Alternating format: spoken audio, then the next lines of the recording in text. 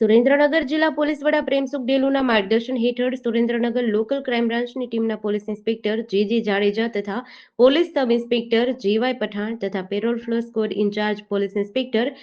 એ રાયમા તથા parole furlough squad તથા એલસીબીની team દ્વારા અલગ અલગ સીમ વિસ્તારમાં પેટ્રોલિંગ કરવામાં આવતું હતું। તે દરમિયાન મળેલ બાતમીના આધારે સાયલાના સુદામડા ગામની સરકારી ખરાબાની જગ્યામાંથી ગેરકાયદેસર ઇંગ્લિશ દારૂની નાની મોટી બોટલો નંગ 9,540 કિંમત ₹53,64,000 તથા ટ્રક મોબાઈલ ફોન મળી કુલ મુદ્દામાલ ₹68,74,000ના મુદ્દામાલ સાથે આરોપી સાજિદ અહેમદ ખાન રહેવાસી શેખપુર તથા હાકમ ખાન ઉમદ મહમદ રહેવાસી શેખપુર હરિયાણાવાળાને પોલીસે પકડી પાડી દારૂનો જથ્થો મંગાવનાર તથા મોકલનાર તથા હોટલ ખાતે મોકલનાર અજાણ્યા ઇસમ સહિત તપાસમાં ખુલે તે તમામ વિરુદ્ધ ધોરણસરની કાર્યવાહી હાથ ધરી છે।